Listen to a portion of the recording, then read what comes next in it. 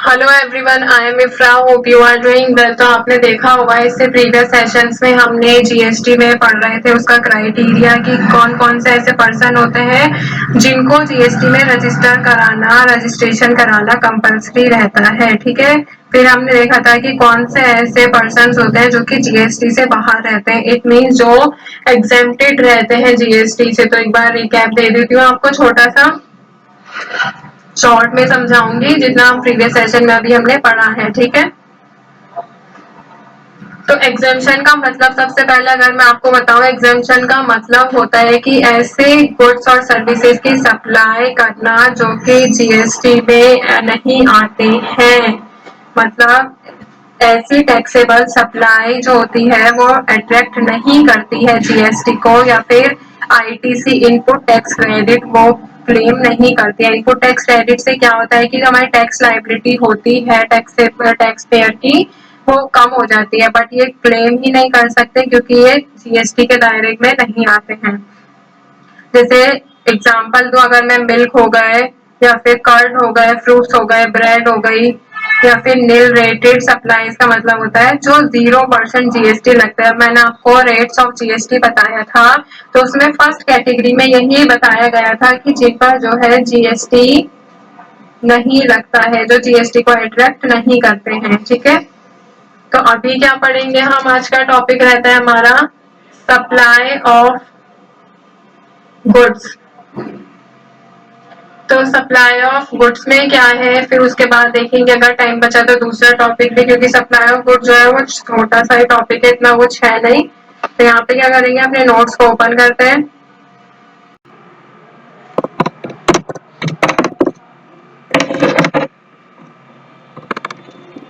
Heading लिखेंगे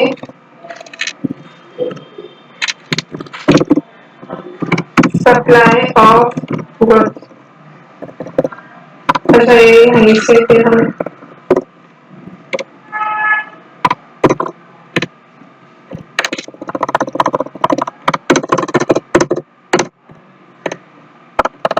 अब देखिए, सप्लाई का मतलब तो आपको पता है, सप्लाई मतलब कि भेजना या फिर सप्लाई करना, देना, बेचना, पहुंचाना। ठीक है, तो कोई भी ऐसी एक्टिविटी जो कि किसमें आती है, टैक्सेबल कैटेगरी में आती है जीएसटी के रूल्स के अकॉर्डिंग, वो क्या होता है, सप्लाई होती है। तो मैं सप्लाई की डेफिनेशन लिख देती हूँ, एज फॉर जीएसटी के according any activity that falls under the taxable category as per GST rules is called supply।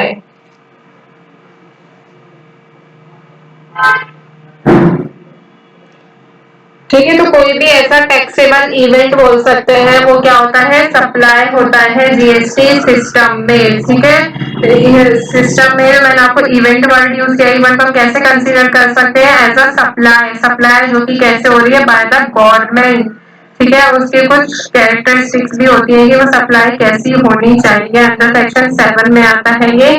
तो अभी आपको सप्लाई क्या होता है ये तो पता चल गया है कि कोई भी ऐसी एक्टिविटी जो कि टैक्सेबल कैटेगरी पे आती है एज पर जीएसटी रूल्स के अकॉर्डिंग, दैट इज सप्लाई। ठीक है,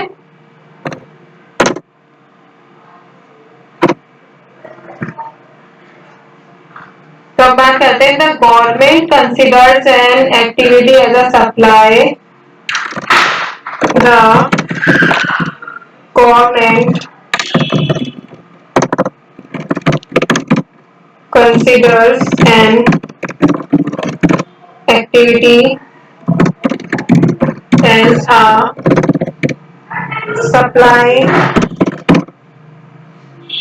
if it meets any of the following। मतलब कि गवर्नमेंट जो है वो सप्लाई तभी मानती है किसी भी एक्टिविटी को जब वो, जो भी मैं लिखवाऊंगी पॉइंट्स, उनमें से किसी में भी मैच करेगी। ठीक है, तो एक एक करके सभी पॉइंट्स लिखवाऊंगे आपको, 6 पॉइंट्स होंगे वो। तो सप्लाई कब होगी गवर्नमेंट की नजर में? जब अगर हम सप्लाई करते हैं, supply of goods and services, अगर हम गुड्स और सर्विसेज को सप्लाई कर रहे हैं तो वर्क कर रहे हैं इसके गुड्स और सर्विसेज का, तो इट मीन्स कि हमारे गवर्नमेंट की नजर में हम सप्लाई कर रहे हैं। ठीक है, कोई भी एनी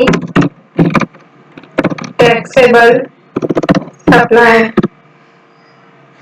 कोई भी टैक्सेबल गुड्स की या सर्विसेज की या फिर मतलब किसी भी चीज की, बट वो कैसा होना चाहिए? टैक्सेबल होना चाहिए। तो वो क्या मानी जाएगी? कोई भी टैक्सेबल सप्लाई आप कर सकते हैं तो गवर्नमेंट आपको मानेगी कि हाँ आप सप्लाई कर रहे हैं। ठीक है, फिर आता है taxable person making the supply, कोई भी टैक्सेबल पर्सन जो है वो किसी भी चीज की सप्लाई करता है तो वो क्या होगा? सप्लाई माना जाएगा उसको। वो कोई भी एक्टिविटी जो टैक्सेबल पर्सन सप्लाई करता है टैक्सेबल कैटेगरी में आ जाती है। ठीक है, फिर फोर्थ पॉइंट को अगर देखते हैं यहाँ पर तो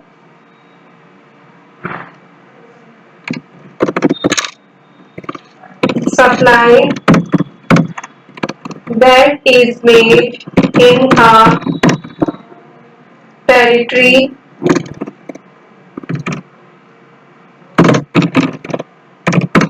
that is टैक्सेबल, सप्लाई जो कि कैसे कहाँ पर की गई है? टेरिटरी में की गई है, तो वो भी कैसे रहेगी? टैक्सेबल रहेगी। आपको टेरिटरी वाला बता दिया, यूटी वाला सारा, तो उसी की बात यहाँ पर की गई है। या फिर कोई भी सप्लाई जो कैसे की गई है? Made in exchange for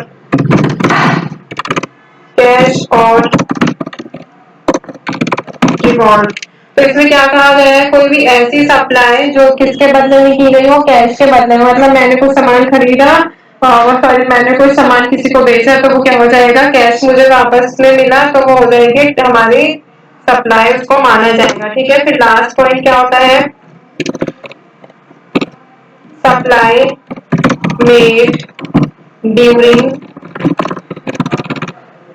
business course और for growing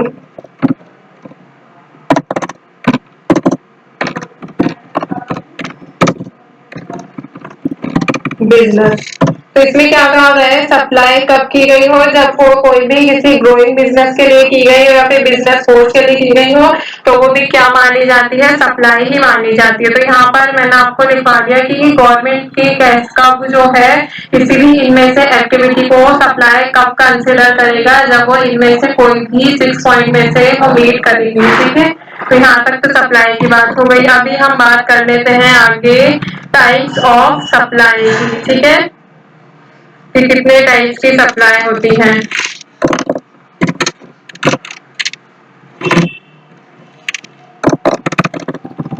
types of supply, तो अगर मैं टाइप्स ऑफ सप्लाई की बात करूं तो ये दो तरीके की होती है। फर्स्ट इज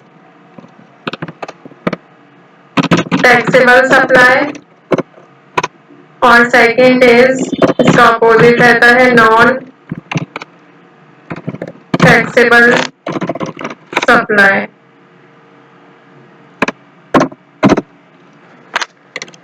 ठीक है, दो तरीके की जो होती है वो सप्लाई रहती है, टैक्सेबल भी और नॉन टैक्सेबल भी। तो सप्लाई टैक्सेबल कब होती है उसके भी 3 पॉइंट्स होते हैं, जब सप्लाई जो होती है नॉन टैक्सेबल होती है उसके बीच में 3 पॉइंट्स होते हैं, रेगुलर टैक्सेबल, लिमिटेड सप्लाई या फिर जीरो रेटिंग। नॉन टैक्सेबल में एग्जाम सप्लाई और नॉन जीएसटी सप्लाई, इसके पॉइंट्स रहते हैं। तो इनको तो हम नेक्स्ट सेशन में ही स्टार्टिंग से देखेंगे, टैक्सेबल और नॉन टैक्सेबल। तो आज का सेशन आपको क्लियर हो गया होगा कि सप्लाई ऑफ गुड्स कब मानी जाएगी, कंसिडर जो है गवर्नमेंट कब करेगी किसी भी एक्टिविटी को सप्लाई? जब वो इन 6 पॉइंट में से किसी से भी मैच करेगी, इनमें से वो मीट करेगी। ठीक है, तो टॉपिक को यहाँ पे एंड करते हैं। आई होप आपको इतना क्लियर हो गया होगा।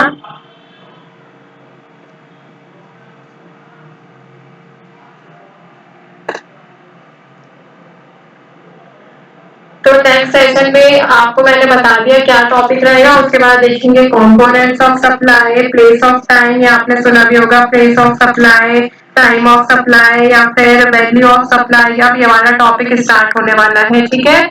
तो आई होप क्लियर हो गया होगा सारी चीज। अगर कोई फिर भी डाउट होगा तो कमेंट करके आप बता सकते हैं। अगर प्रीवियस सेशन नहीं देखे तो आप प्रीवियस सेशन जाकर भी देख सकते हैं। तो टॉपिक को यहाँ पे एंड करते हैं, मिलते हैं नेक्स्ट सेशन में। Stay tuned and thank you.